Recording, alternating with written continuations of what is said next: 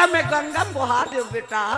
हे गंगा मैया दया कर मोर कृपा का, मोर बालक ला तुम्हारा एक नजर दिखा दे। रोए लग गए आराधना करा थे। शेरा वाली माँ, जोता वाली माँ, लाटा वाली माँ, मेहरा वाली माँ। शेरा वाली माँ, जोता वाली माँ, लाटा वाली माँ, मेहरा वाली माँ। सब ला भजन करना है माता राम हो। अरे वो पुत्र प्राप्त कर फिर गंगा में ढील दी और गंगा मैया के सामने में आराधना करत थी। ये नवरात्रि पर्व है, सब ला हाथ ऊपर करना है, अपन अपन इच्छा ला माता जी के दरबार में व्यक्त करो, वो इच्छा जरूर पूर्ण हो। तेरा वाली माँ जय हो, जोता वाली माँ, लाटा वाली माँ, मेहरा वाली माँ। शेरा वाली माँ, जोता वाली माँ, लाटा वाली माँ, मेहरा वाली माँ।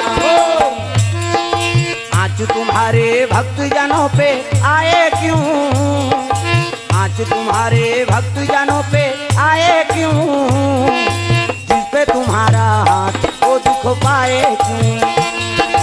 आज तुम्हारे भक्त जनों पर आए क्यों, आज तुम्हारे भक्त जनों पर आए क्यों, जिस पे तुम्हारा हाथ है दुख पाए क्यों। तेरा वाली जय हो तेरी जय हो, जोता वाली जय हो तेरी जय हो, लाटा वाली जय हो तेरी जय हो तेरी जय हो। शेरा वाली जय हो तेरी, जोता वाली जय हो तेरी, लाटा वाली जय हो तेरी, जय हो तेरी जय हो। आराधना करे लगे हुई कर नारद जी बालक लो पकड़ के आइसगा राजकुमार भीमदेव वो रो रो कंधरी हो गए। प्रणाम कर भीमदेव कथे महाराज ई तोर जन्म देने वाली माता है, तब तो चरण में गिर गए माँ प्रणाम। नारद जी कहे लगे माता जी ये तोर पुत्र है, गंगा में जल समर्पण कर दे रहे। गंगा में यह सुंदर स्थान में पहुंचा के आज जवान तोड़ कर उपस्थित कर दी, चरण ला पकड़ ली। तब तो बेटल पोटार के रोल लग गए। भीमदेव झलो को रोवा थेगा माँ मुझे अपने आंचल में छुपा ले, सीने से लगा ले कि और मेरा कोई नहीं।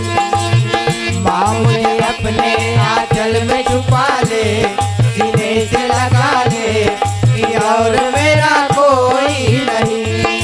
और मेरा कोई नहीं माँ, और मेरा कोई नहीं। और मेरा कोई नहीं है माँ, और मेरा कोई नहीं। और मेरा कोई नहीं माँ, और मेरा कोई नहीं। और मेरा कोई नहीं है माँ, और मेरा कोई नहीं। ओ माँ मुझे अपने आंचल में छुपा ले, जय हो माता। सीने से लगा ले कि और मेरा कोई नहीं। माँ मुझे अपने आंचल में छुपा ले, सीने से लगा ले कि और मेरा कोई नहीं। चरण में गिर गए महतारी पोटार के रोल लग गए। पुत्र और माता का मिलाप करवा दी सो नारद जी अंतर ध्यान संत हम मिला के काम करवाते। प्रेम से बोल गुरुदेव भगवान की जय। ये सब बात है ना। हाँ संत मिला के काम करवाते। आज ये सब संत मन बैठे ट्रस्ट वाला सब समिति हेते का एवं सब संत और श्रोताल वक्तल एक दूसरे के परस्पर मिला के काम करत है और एक दूसरे के है ना भक्ति जगह थे नानमुन संत है। प्रेम से बोल गुरुदेव भगवान की जय। ये सब बात नारद जी मिला दिस महतारी और बेटा ला और एती रावण खोजत खोजत चंद्रहास खड़क धर के वो खोजत है अल्लाह काट दूं मार दूं एती भीमदेव कथे माँ रावण मोला मारे बर खोजा थे वो पापी के हाथ में मरहूं ते व्यर्थ हो ही ते मोला समाधि दे दे माँ कैसे गोठियाता बेटा। अरे माता ला पुत्र समाधि देते माता थोड़े समाधि दी माँ मैं समाधि लेत हूँ घी के जोत जलावे और वो जोत जब तक जलत रही ना तो बेटा जमीन के अंदर जिंदा रही। प्रेम से बोल भोलेनाथ भगवान जय। कोड़ीस का अपने समाधि के लिए अब बैठ गए आसन माला पकड़े है अब बैठ गए माँ दबा मिट्टी डाल रोए लग गए पत्थरा धरे है छाती में महतारी कैसे जवान पुत्रल पाटेगा पाट माँ घी जोत जला दे ऊपर में वो दिया जलत रही तब तक तोर बेटा धरती के अंदर जीवित रही। ये पापी के हाथ में मरना स्वीकार नहीं। प्रेम से बोल गुरुदेव भगवान जय। का करे महतारी दिवस हो गए पाटे लगेगा।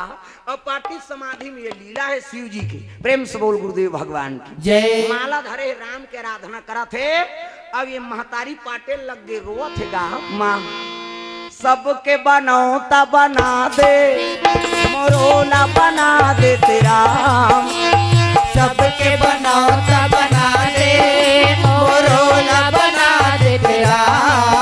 ओ सबके बनौता बना दे मोरोला बना दे तेरा। सबके बनौता बना दे मोरोला बना दे तेरा।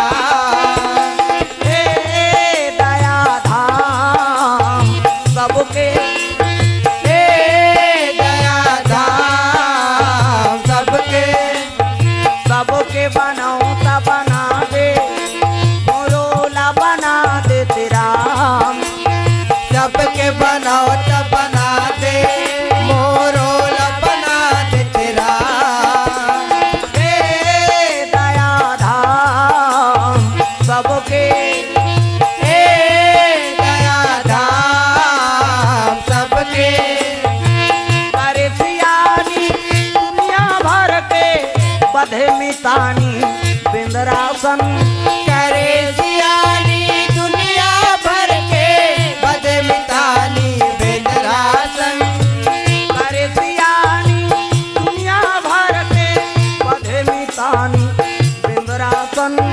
करे सियानी दुनिया भर के बदमितानी बेदरासन।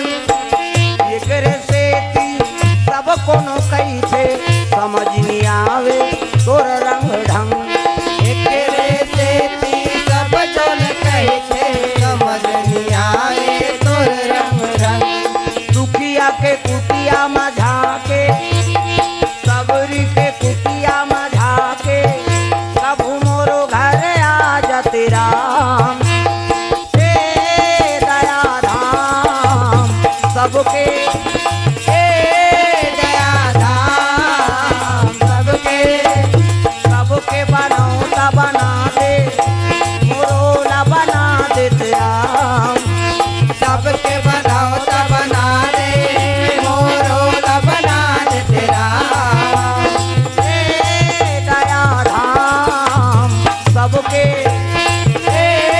दया धाम सबके सरदा सरदा रोए लगे 8 दिन समाधि में पूरा गा।